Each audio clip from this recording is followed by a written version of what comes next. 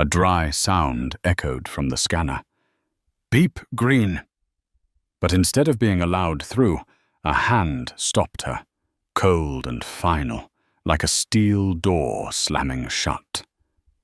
Dr. Naomi Ellington, 47, lifted her eyes, the glow of the electronic board above reflecting in her calm, deep gaze. "Sorry, further verification is required." The voice of Heather Connolly, the 35-year-old gate supervisor, was rigid, like an order delivered inside a prison.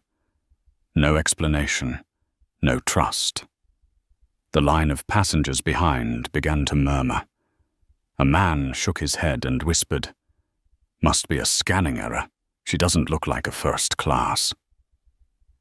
That murmur was not just noise. It was a blade cutting through the air, cutting into pride. Naomi stood tall, outwardly composed, though her heartbeat pounded inside her chest. She wore a light grey linen blazer, simple low heels, her hand holding a phone, displaying a boarding pass clearly marked Seat 1A. An ordinary woman, perhaps too ordinary for the polished world of first class. And that was their mistake. Heather leaned toward her colleague, her fingers pounding the keyboard like a prosecutor building a case. "Too many cases of illegal upgrades today.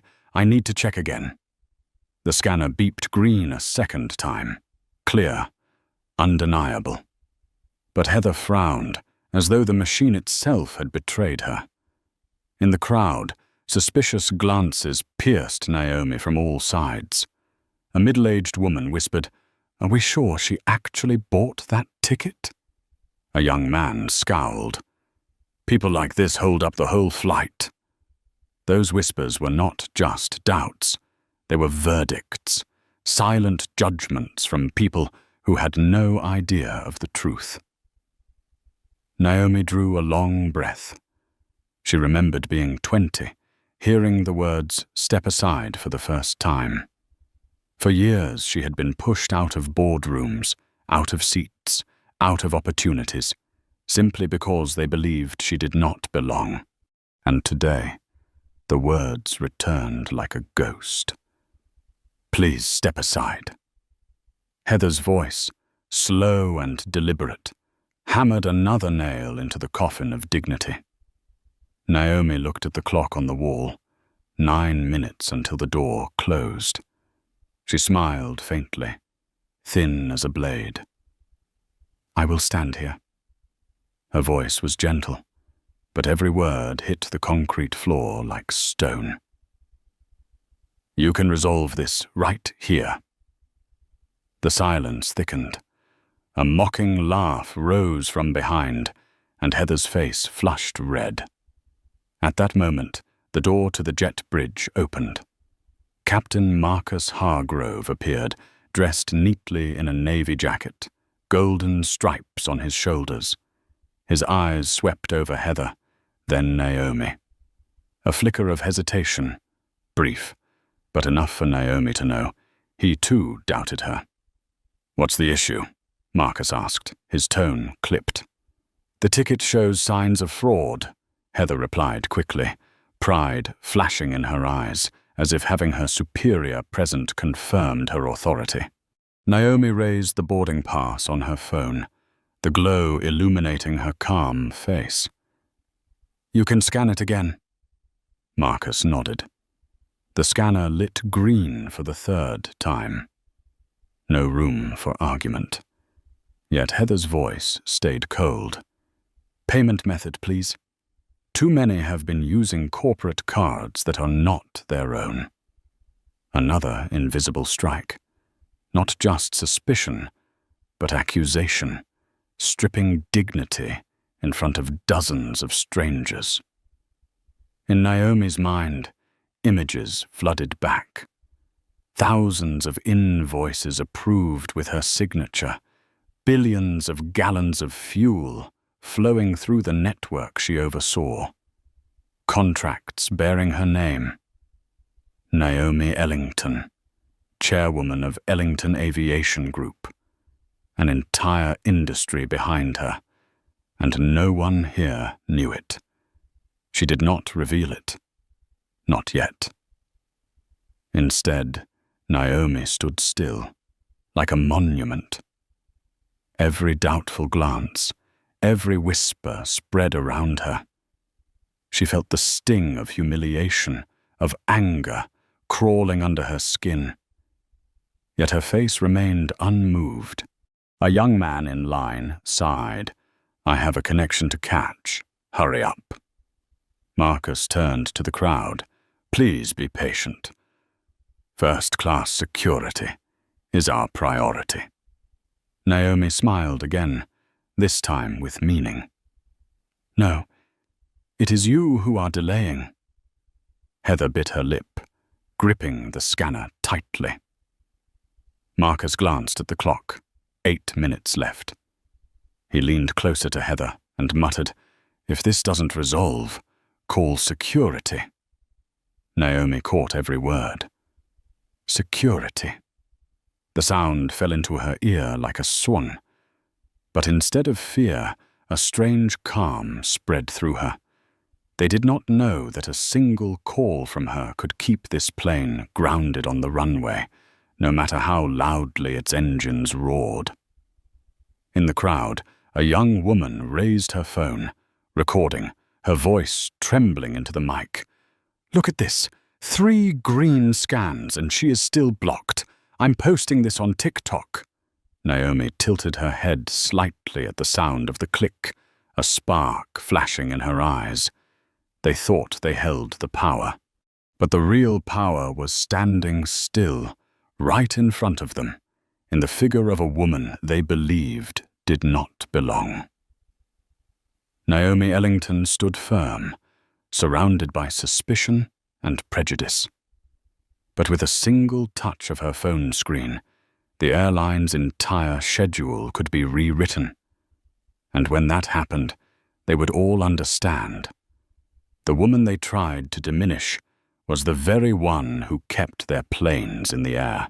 The murmurs in the boarding line spread like a small flame catching on dry straw. A middle-aged man cleared his throat loudly, making sure the whole area heard him. "Her. In first class? She doesn't look the part." The words were a spark, and a few chuckles followed immediately. No one said the words "doesn't belong," yet Naomi felt every blade in their eyes, in their breaths, in the fleeting contempt across their faces. Heather Connolly gripped the scanner tightly, as though she were the gatekeeper of the entire upper world. "We've seen too many cases of fraud," Heather announced, her voice pitched for the crowd to hear. "Plenty of people take photos of other tickets and reuse them. I need further verification." The scanner beeped green for the 4th time.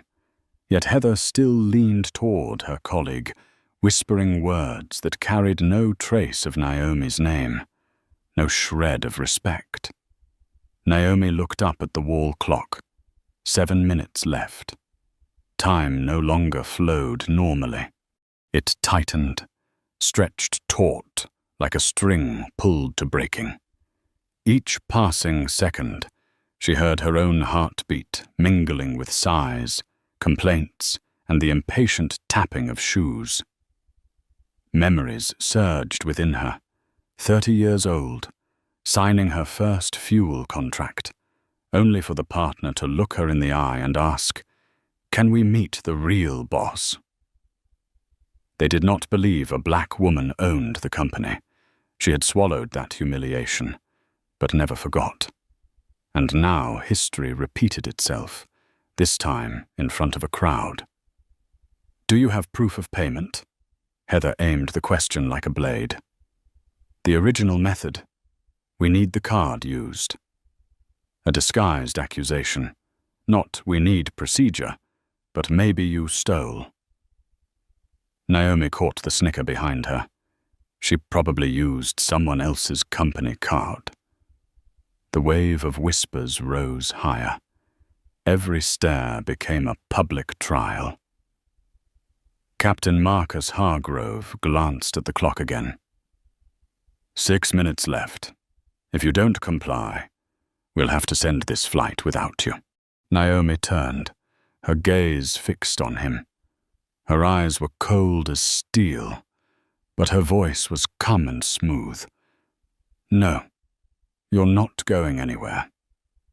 The words made Marcus falter for an instant, but he quickly buried his hesitation in rigidity. Call security. The moment the word security left his mouth, the air cracked open. A young woman in line raised her phone high, whispering into her mic. They're blocking a black woman, even though the scanner showed green 4 times. I'm going live. The green glow of her phone reflected across Naomi's face.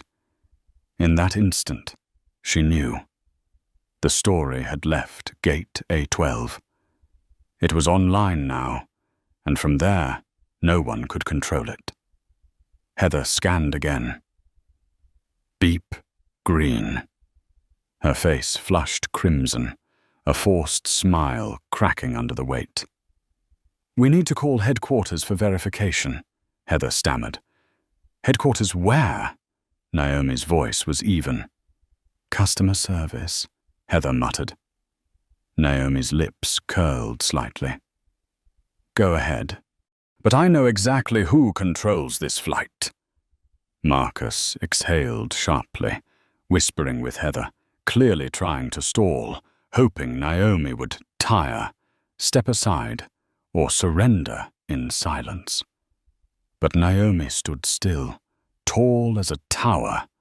Her calm was resistance itself. A suited man in the line behind snapped. I paid to be on time. Don't let one person delay us. A few voices joined.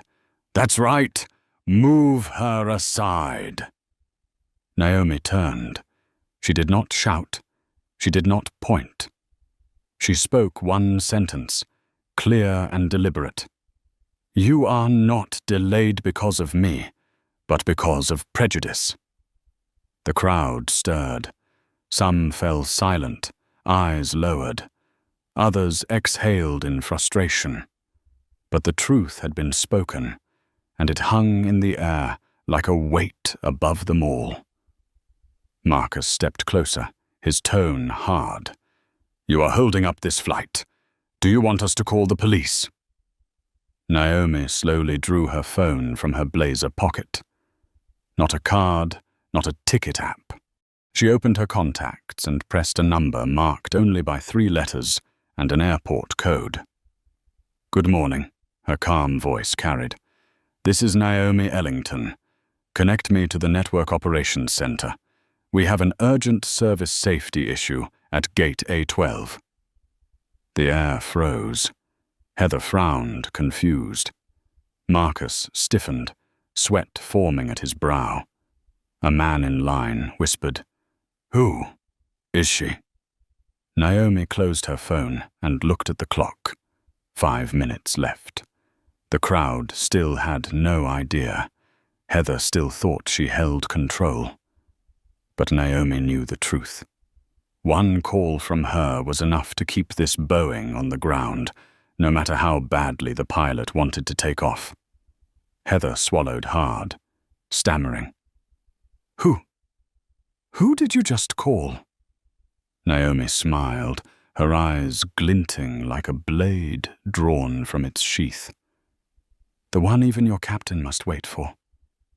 The gate was no longer just a checkpoint. It had become a battlefield, and Naomi had just made her first move. The familiar sound rang out for the 5th time. Beep green. The scanner remained loyal to the truth, but Heather Connolly did not. Her face twisted with frustration, yet her voice strained to sound calm. We will contact headquarters. You have to wait. Naomi Ellington did not move. Her black hair was tied neatly, her gaze sharp as a blade, her posture upright in front of Gate A12. She was silent, but that silence made the line behind her noisier than ever. A young woman pulled out her phone, whispering, 5 green scans already and she's still blocked. I'm live streaming this.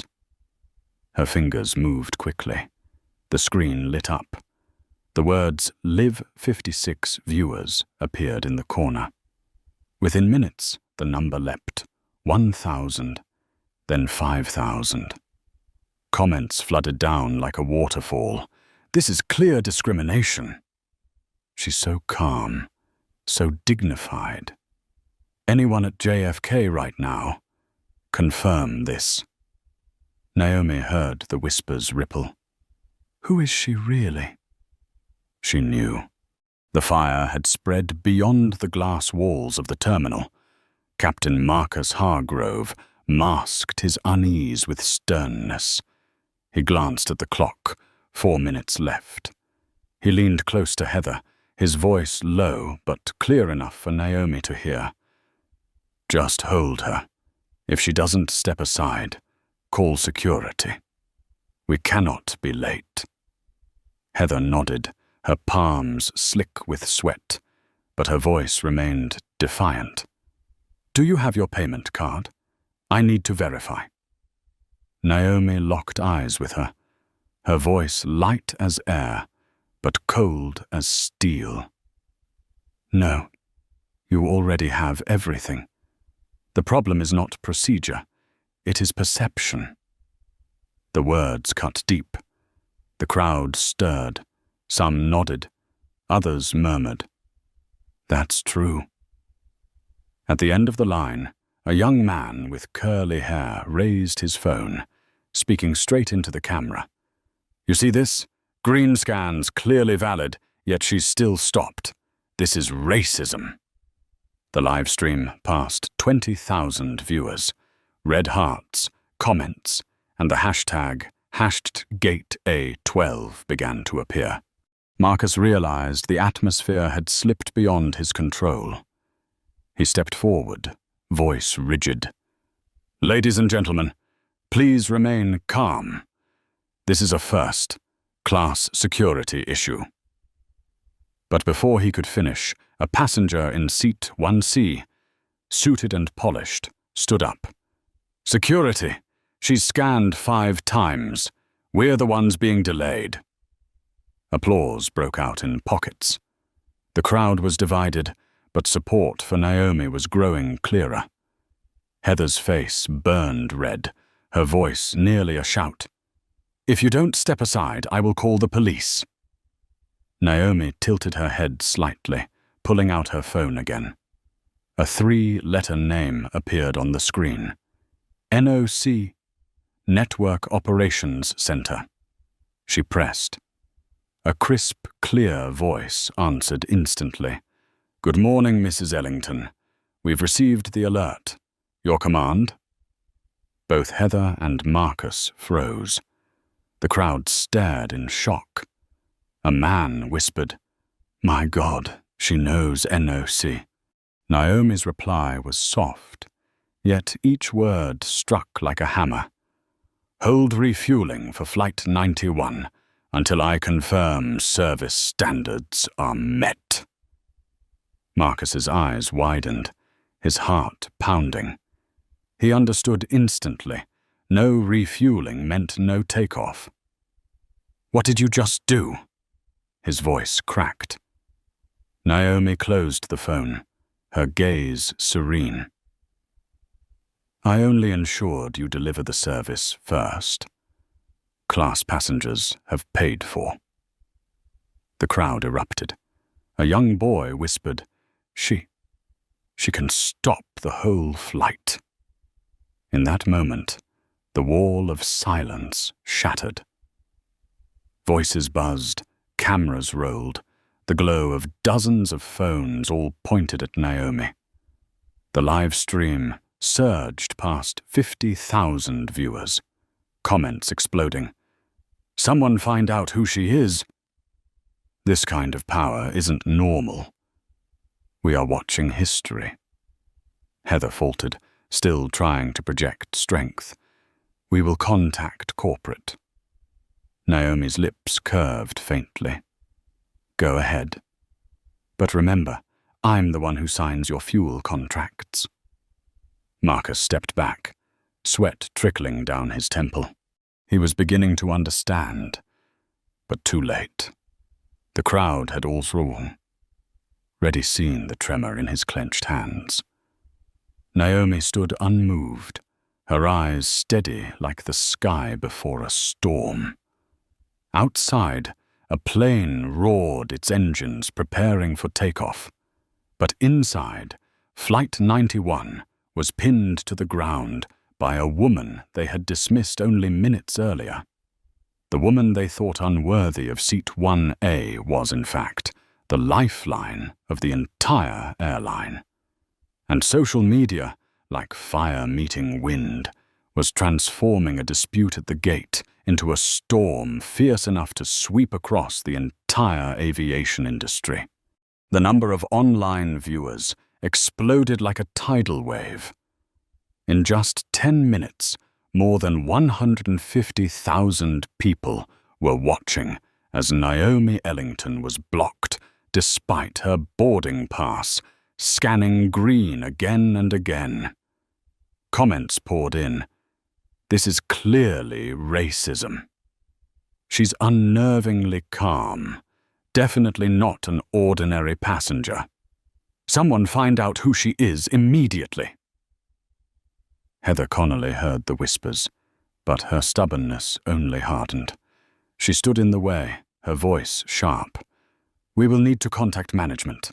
You should cooperate. Naomi did not respond. She stood motionless, her eyes fixed on the clock on the wall. 3 minutes until the boarding gate closed. Time tightened like a noose. In the crowd, a young passenger whispered into his phone, I'm live streaming this. Look, the scanner shows green, but they're still holding her back. I can't believe it. His screen glowed red with the words, Live, 200,000 viewers. Elsewhere, a businesswoman in a tailored suit filmed the scene and instantly posted to Twitter. A woman of color blocked at JFK despite a valid ticket. Hashtag flying while black. Within minutes, her post had over 10,000 shares. Captain Marcus Hargrove tried to steady his voice with authority. Ladies and gentlemen, please remain calm. We are handling this for the safety of the flight. But as soon as he finished, an older man in line shouted, Safety! It scanned green 5 times. You're making us late. Voices of agreement rose. A group of passengers clapped loudly, delivering a collective verdict against Heather and Marcus. Naomi drew a deep breath. She did not shout. She did not argue. She spoke with calm clarity, her voice carrying like a declaration. The problem is not the ticket. The problem is your perception. A wave of silence swept through. Her words were not only for Heather and Marcus, but for everyone who had doubted, who had chuckled, who had believed she did not belong. At the operations hotline, the information had already leaked. The Network Operations Center, the place Naomi had just called, had received her order to hold refueling for Flight 91. A technician on the tarmac whispered to a colleague, Someone locked the refueling command. This plane isn't going anywhere. That news quickly reached the airline's crisis room. A massive screen displayed a red alert. Flight 91, fuel hold, pending clearance. Executives stared at one another, pale-faced. They did not yet fully understand, but they knew something was spiraling out of control. Meanwhile, the live stream crossed 500,000 viewers. A 10-second clip of the scanner flashing green, while Heather blocked Naomi spread across Instagram Reels, TikTok, and Twitter. Captions exploded. They're stopping her. even though her ticket is valid. Comments rained in. I've been treated like this too. We can't stay silent anymore. Tag CNN. Tag BBC. Heather trembled, but forced herself to stand firm. She gritted her teeth. If you don't cooperate, I will call the police immediately. Naomi turned her phone slowly in her hand, its glow casting across her serene face.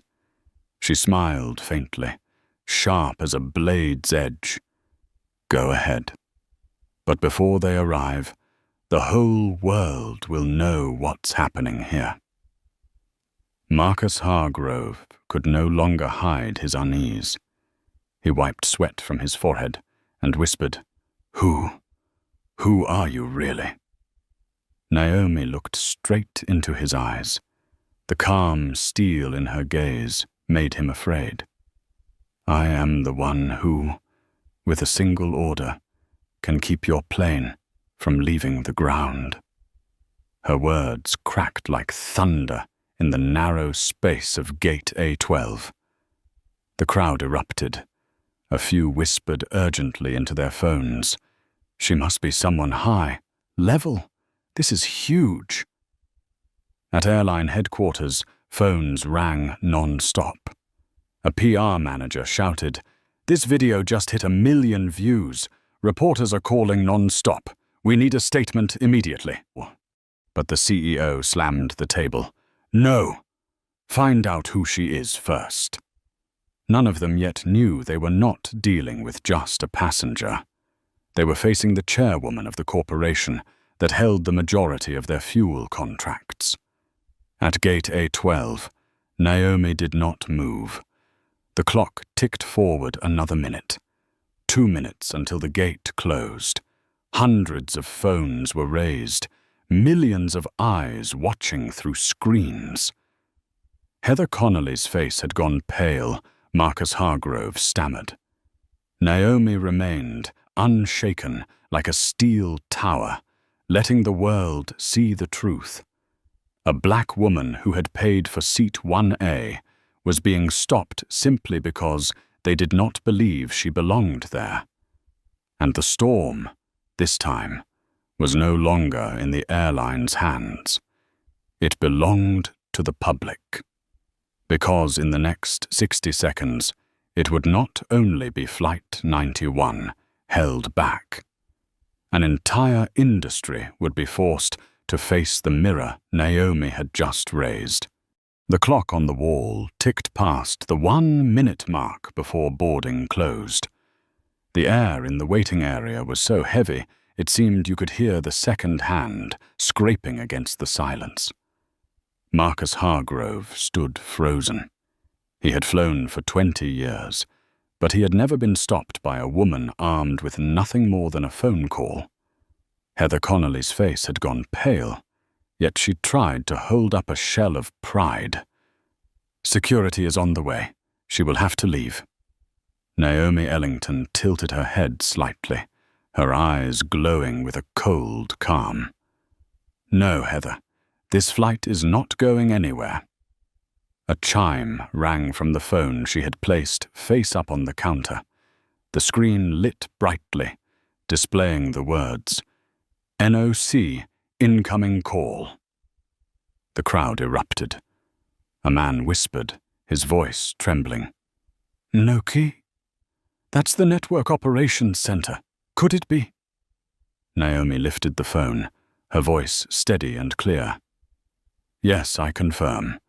Maintain the fuel hold on Flight 91. Not a single engine starts until I say so. She set the phone back down. The only sound was the pounding hearts of those standing across from her. Marcus swallowed hard, his throat tightening. He stammered, You. Who are you? Naomi turned, the light from dozens of phones reflecting across her face.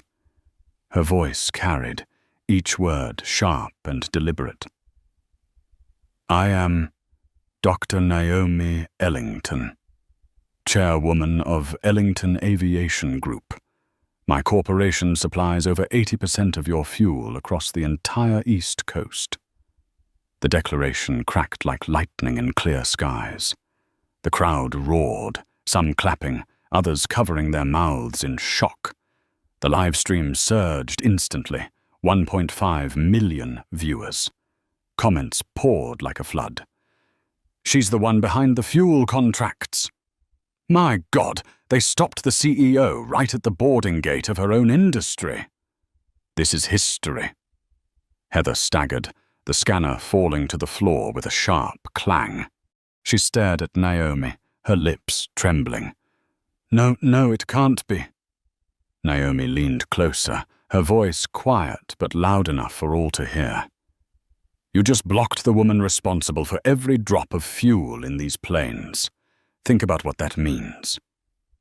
Marcus felt his legs chained in place. Sweat streamed down his temples. He understood. This was not about a single flight, nor a single contract. It was the threat of collapse for the entire airline. At headquarters, phones rang like thunder. A giant screen displayed an urgent warning.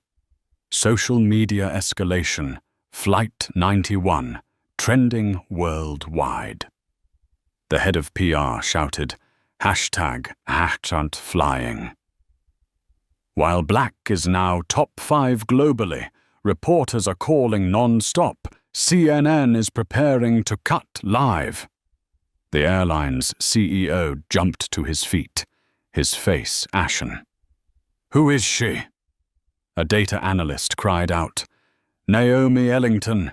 She's the one who signed all of our fuel contracts." The room fell silent. The CFO's hands shook around his pen as he muttered, "If she pulls those contracts, we lose everything." Back at gate A12, Naomi raised her head high. She was no longer just a passenger humiliated.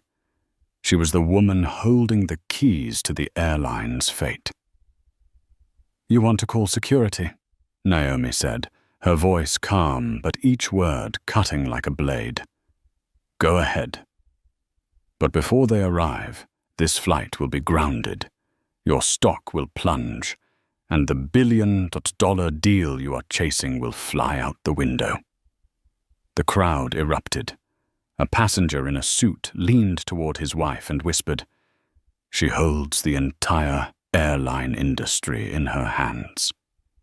The live stream hit 3 million live viewers. Twitter exploded with headlines. "Female CEO brings airline to a halt at the gate." Heather faltered, desperation on her face. I was just following procedure." Naomi looked at her, eyes piercing through every layer of self-defense. "No, you weren't following procedure. You were following your prejudice. And now, you will learn what accountability means." Marcus Hargrove bowed his head, his hands trembling. He knew his career had just fallen off a cliff. In the airline's crisis room, the CEO slammed his hand against the table. "We must control this story now. If not, we lose everything." But the truth was already clear. The story no longer belonged to them. It was spreading beyond, owned by millions. Naomi stood still, exhaling slowly.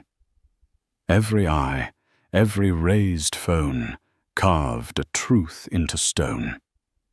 The woman they had dismissed was the one who kept their planes in the air.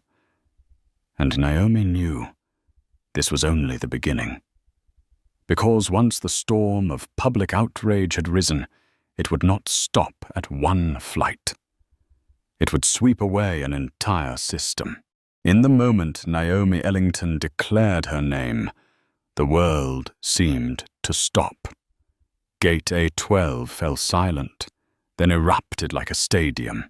Shouts, applause, and jeers collided. Phones buzzed non-stop.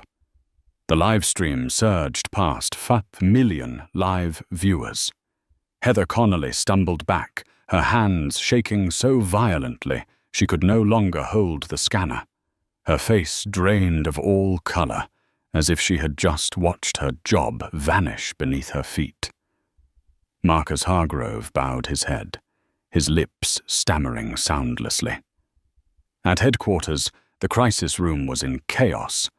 CNN blared on the screen, the headline scrolling, "Fuel Industry, CEO Denied First, Class Boarding by Airline." The head of PR screamed, his voice while breaking, "We're live! They're reporting it right now!" The CEO slammed his fist on the table. "Shut down all social media channels. Issue an emergency statement." But the CFO cut in, pale and shaken. "It's too late. Shares have dropped 6% in just 15 minutes. Investors are fleeing." An advisor whispered, "And don't forget, next week we sign a $1 billion deal with Global Air. If they see this..." No one dared finish the thought. The shadow of bankruptcy hung over the room like a storm cloud. Meanwhile, at gate A12, Naomi stood still, the eye of the storm. A young passenger whispered into his live stream. She only needed one phone call, and this airline dropped to its knees. This isn't about a seat. This is real power. Comments poured across the screen.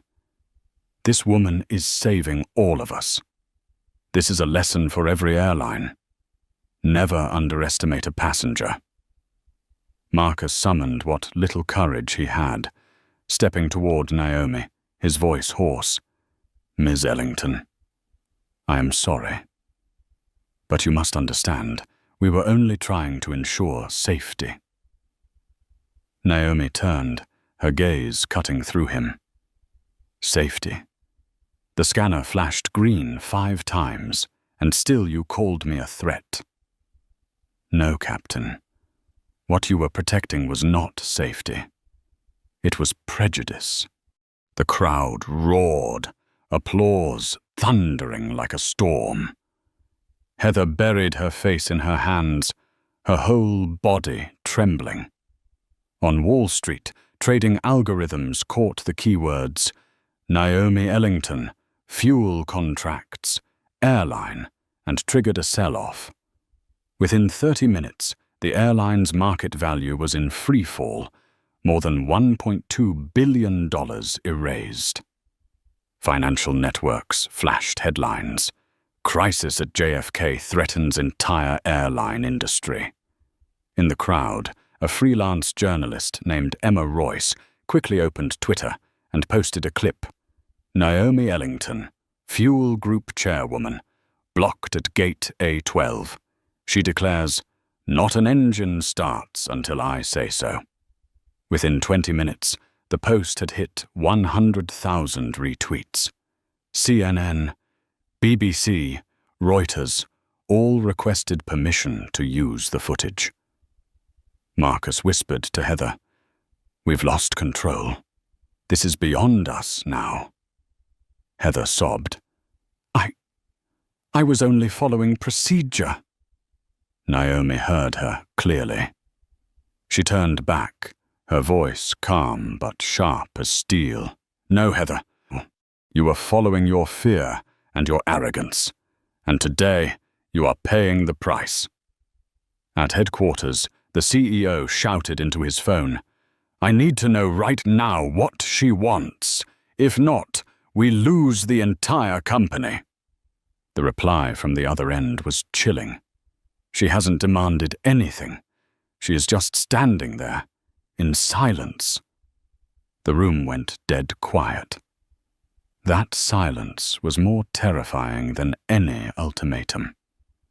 At gate A12, Naomi raised her eyes to the hundreds of phones recording, her voice carrying, each word sharp and deliberate. "You think power belongs to the one blocking the gate. But true power is when I decide whether this plane leaves the ground." The crowd erupted in thunderous applause. The live stream hit 8 million live viewers. Heather collapsed into a chair, tears streaming down her face. Marcus turned away, trying to hide his despair. Naomi stood unmoving, a monument in flesh and blood. In that moment, the entire world understood. A woman once dismissed had just forced an entire airline industry to bow its head. It was not only a single flight that had been grounded. The stock market, the industry, and global public opinion were all revolving around one woman standing at Gate A12. And Naomi knew this was only the beginning of the fight for dignity. Gate A12 was no longer a boarding line. It had become a stage where the entire world was watching. The live stream surged past 10 million live viewers. On Twitter, hashed Gate A12 and #flying. While black dominated the global trending list, Naomi Ellington stood still, as if she were the very center of the universe. The glow of phones reflected across her face, turning it into a symbol of calm in the storm. At airline headquarters, the CEO slumped into his chair, his voice hoarse. "What do we do? If we lose Ellington Aviation Group, the entire East Coast shuts down." The CFO's tone was sharp. "We've lost $2 billion in market value in 40 minutes. Investors are calling non-stop. They demand answers." A PR advisor held up a screen. "Naomi Ellington has made no demands yet. But the global audience is waiting. If she speaks, it will be our sentence." Back at Gate A12, Captain Marcus Hargrove finally found the courage to step forward. He swallowed hard, his voice trembling. "Missile Ellington, please, allow this flight to take off. We will apologize. We will compensate you." Naomi turned, her gaze not angry, but cold and sharp as forged steel. "Compensate? Do you think I am standing here for a meal voucher or an empty apology?" The crowd gasped. A passenger whispered, "She doesn't need money. She wants something bigger." Naomi inhaled, her voice rising, clear and deliberate. "You want this flight to depart? You want to stop your stock from collapsing? You want to save the $1 billion contract dangling over your heads? Then promise me. No. Promise everyone watching that you will change." Marcus froze. Heather, sitting collapsed in a chair, snapped her head up, her face pale. Naomi stepped forward, her stance unyielding, her voice firm. "I want transparent procedures, public reporting of every discrimination complaint. I want mandatory bias training for every employee, from flight attendants to captains. I want immediate disciplinary action for anyone who repeats what I endured this morning." The crowd erupted in applause. Shouts of "yes" filled the waiting area. The live stream hit 12 million viewers, comments flooding in. "This is more than a seat. This is a revolution. She is rewriting the rules of aviation. Naomi Ellington is a name I will never forget." At headquarters, the CEO trembled as he clutched his phone, whispering to an advisor, "If we don't accept, we die today." The CFO shook his head, his voice breaking. "It's not if, it's when. She is forcing us to decide in front of the world." A PR director broke into tears. "We no longer control this. This isn't a media crisis. This is a public trial." Marcus drew a deep breath, bowing his head before Naomi. "Miss Ellington, I will relay this to headquarters, but please let the other passengers board first. They are restless." Naomi's gaze was steady, her tone even. "No one boards this plane until I hear a formal commitment. Remember, your fuel is still locked. This aircraft does not leave the ground without me." Heather trembled, leaping to her feet, screaming in desperation. "She's threatening the whole company. This is blackmail." Naomi spun toward her, her icy gaze freezing Heather in place. "Blackmail is when you use power to humiliate others. I ask nothing for myself. I demand what should have always existed, dignity for every passenger." Applause thundered again. Heather collapsed back into her chair, burying her face in her hands. In the crisis room, the CEO finally exhaled. "We must yield. If not, we have no future." An assistant rushed out, placing an urgent call to Gate A12. A trembling voice echoed through the speaker. "Dr. Ellington, headquarters is ready to sign the commitment now." Naomi smiled faintly, a delicate smile carrying the weight of an entire industry. She stood tall, boarding pass in hand, her voice ringing through the gate. "Good. Remember, this is not an agreement with me. This is an agreement with justice, and the world is our witness." From a passenger who had been dismissed, Naomi had turned herself into the judge of an entire system. But in her eyes, another spark glimmered. This battle had only just begun. The crackling voice of the loudspeaker echoed across Gate A12, drowning out the murmurs of hundreds of passengers. "Dr. Ellington, headquarters has agreed to sign the commitment. We are ready to proceed immediately." The entire line of passengers held their breath. The live stream spiked. 15 million people watching live. Comments surged like waves. "History in front of our eyes. She forced an entire corporation to surrender." Naomi Ellington. Remember that name. Naomi did not move. She let the concession hang in the air, tightening the airline's unease like a rope around their neck. Captain Marcus Hargrove whispered, his voice pleading, "Ellington, they have agreed. Please, let this flight depart. The passengers are getting anxious."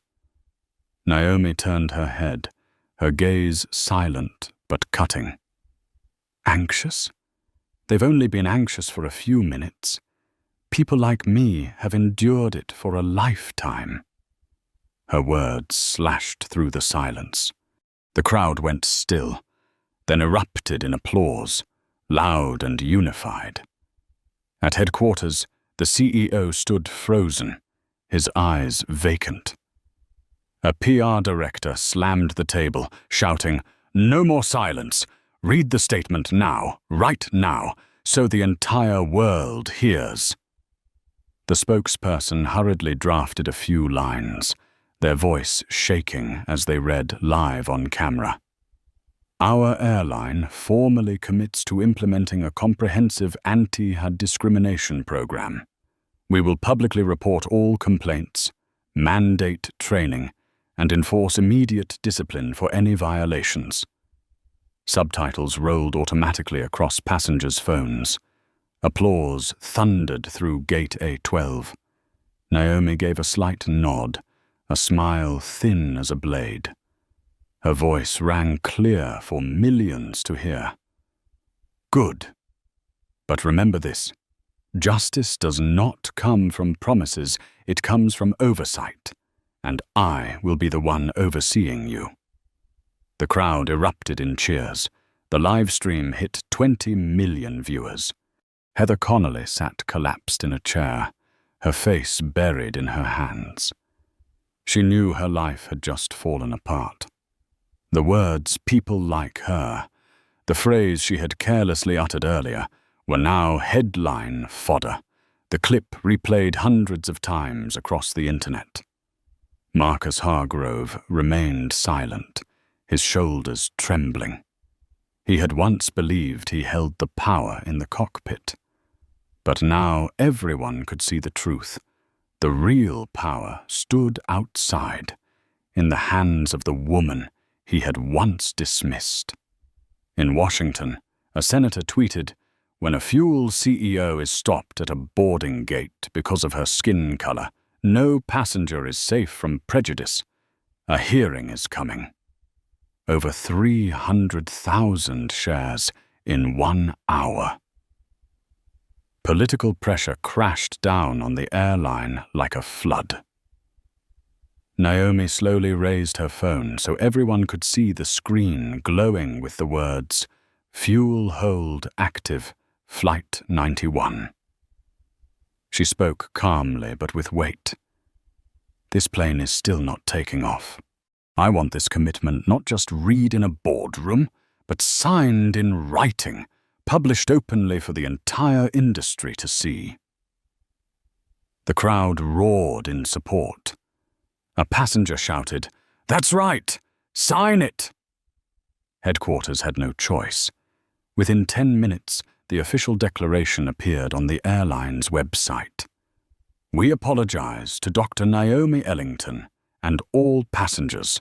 The airline will implement a comprehensive reform program on equity and anti-discrimination." News networks broadcast it instantly, subtitles scrolling, "Airline bows to fuel CEO." Naomi scanned the statement on her phone and nodded. At last, she pressed the button. A notification appeared. "Fuel hold released. Flight 91 cleared." Marcus nearly buckled from relief. Heather buried her face and sobbed. Passengers cheered, applause shaking the terminal. But Naomi did not smile. Her eyes drifted far away, as if piercing through the glass roof of the airport to the sky beyond, where she saw something greater. The battle had only begun. In the crisis room, the CEO dropped his head into his hands and whispered, "We have surrendered, but the cost will be far greater than this." And as he feared, Naomi Ellington was not stopping at one flight. She had opened a new chapter, one where the entire airline industry would be forced to confront its true face. Naomi had not only secured justice for herself, she had turned humiliation into the foundation for reform. Gate A12 would go down in history, the place where one woman stood tall, and the world was forced to change. When Naomi Ellington lifted her hand from the phone, Flight 91 was finally released. But what had just happened did not end there. It had only begun. Gate A12 had transformed into a historic landmark. Passengers streamed onto the plane, but many turned back to look, some whispering, "We just witnessed a revolution." The live stream hit 25 million live viewers before ending. Short clips flooded every platform: TikTok, Instagram Reels, Twitter, Facebook. Each video carried the same caption: "The woman who made an airline bow." On Wall Street, the shock was seismic. The airline stock chart bled red. In 2 hours, $3.4 billion in market value vanished. Financial networks rushed in with sensational headlines: "The A12 crisis, airline in free fall. One call wipes out billions." Furious investors sent emails, made calls, demanding answers before dawn. In Washington, Congress erupted. A black congressman stepped out of session and spoke bluntly into the cameras. "What happened to Dr. Naomi Ellington is not an isolated incident. It is the product of entrenched prejudice. And we will launch an emergency hearing on discrimination in the airline industry." His words spread like a storm. News outlets replayed them alongside the clip of Naomi at Gate A12. Power does not lie in the hands of the one blocking the gate. Power lies in the hands of the one who decides whether the plane takes off. Meanwhile, rival airlines smelled blood. Delta immediately issued a statement. "We affirm that every passenger deserves respect. Our airline is implementing mandatory anti-bias training across the entire system." United scrambled to run an ad on Twitter. "Every passenger belongs here." JetBlue released a video showing flight attendants bowing to a diverse group of passengers, the caption reading, "Dignity is not optional." In her quiet Manhattan apartment, Naomi sat by the window, staring down at the blur of city lights. Her phone buzzed endlessly. Reporters, politicians, investors, even competitors. But she stayed silent, answering none. In her ears still echoed the words of a passenger leaving the gate. "You didn't just hold back a flight, you held on to our trust." Naomi closed her eyes. Her heart was not joyful, but heavy, because she knew a larger storm was coming. At airline headquarters, the crisis manager slammed a report onto the table, his voice trembling. "CNN is broadcasting this story live around the clock. Rivals have turned it into a PR weapon. Congress is pressing non-stop. We are no longer just an airline. We are the symbol of discrimination."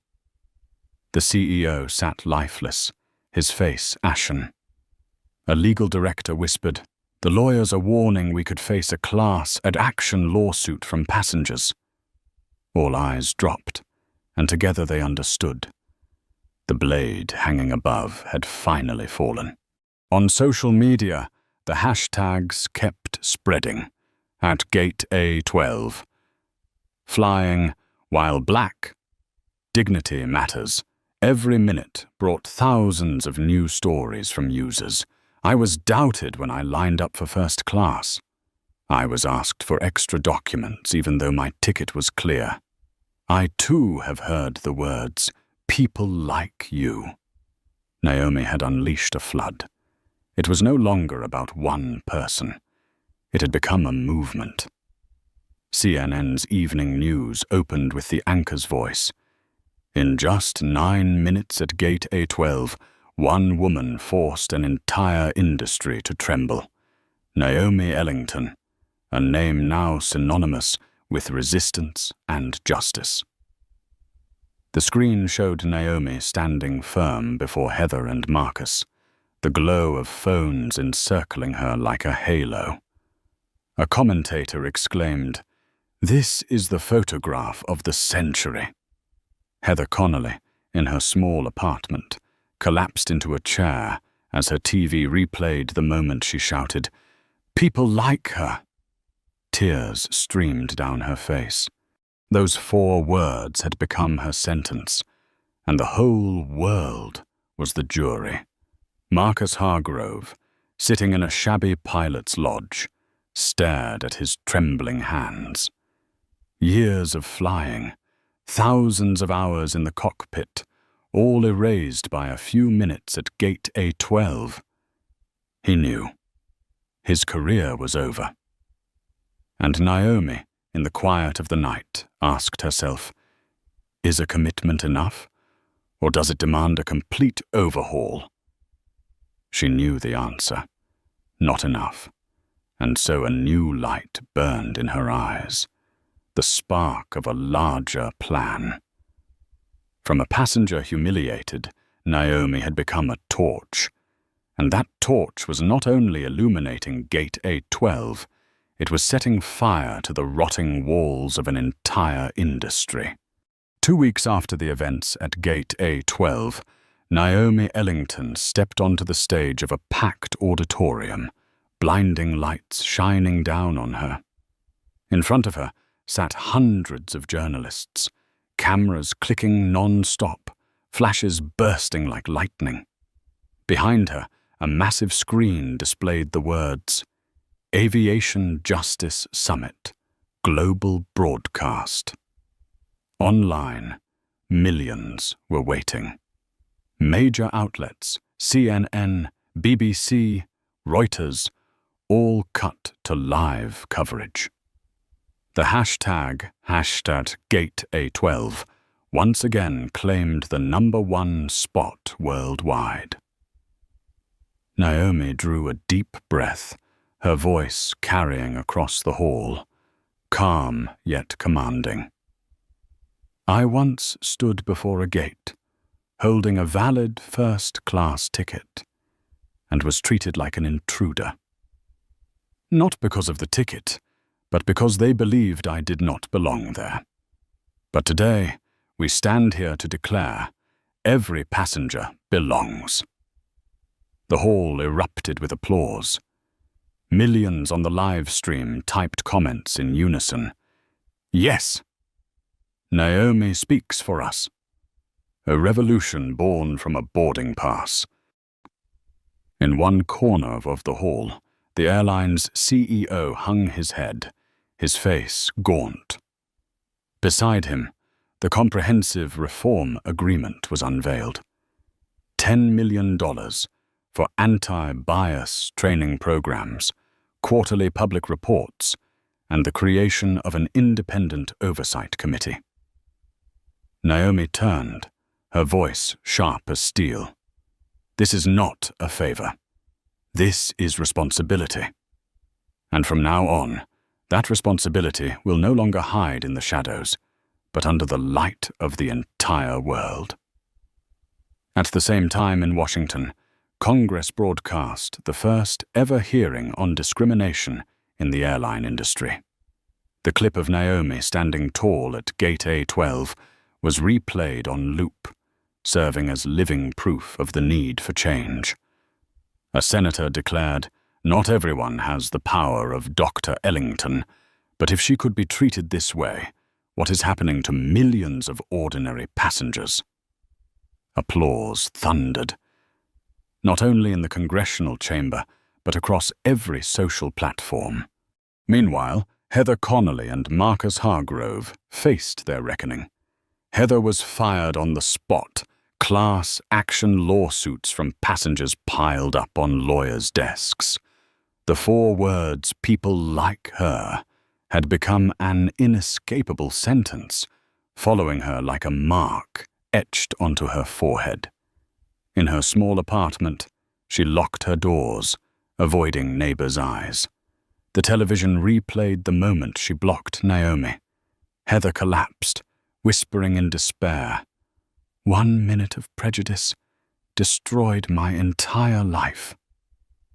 Marcus, once a captain with 20 years of flight experience, had his license revoked. Journalists uncovered data showing he had removed black passengers from first class 3 times more often than white passengers. His son called, voice choked, "Dad, my friends are asking if it's true. I don't know what to say." Marcus said nothing. For him, that silence cut deeper than any ruling. Naomi did not celebrate. She did not boast of victory. Instead, she founded the Ellington Initiative, scholarships, training, and research, so the next generation entering aviation would not face the gates of prejudice she once did. In a private meeting with advisors, she said, "Power is not for revenge. Power is for planting seeds. One day, we will sit in the shade of trees we plant today." The hall fell silent as Naomi ended her speech. Her voice was gentle, yet sharper than any blade. "I do not need an apology. I need change, and today we have begun. But do not mistake this as the end. This is only the first step. If one airline can be forced to bow, then the entire industry will kneel before justice. The applause was deafening. The live stream peaked at 40 million viewers worldwide. A new hashtag emerged. #Dignity is non-negotiable. At JFK Airport, a young passenger stood silently, staring at the now empty gate A12. He whispered, "That day, we saw a woman being stopped. But today, the whole world sees a symbol standing tall.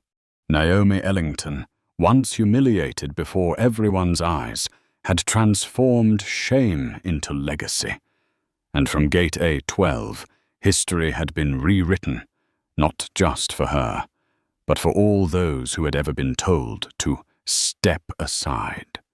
In the world of aviation, a boarding pass that seemed so small became the spark that set an entire industry ablaze. Naomi Ellington proved that true power does not rest in first-class seats, nor in the hands of those who guard the gates. Power lies in the courage to stand still, to say no, and to turn silence into thunder. If you believe that dignity is never something to be bargained for, hit like to spread this message. Do not forget to subscribe so you will not miss the next stories, where justice arrives in the most unexpected moments. And I want to hear from you. Leave a comment with just 3 words, "No step back," so the world will see that we will never accept retreat in the face of injustice.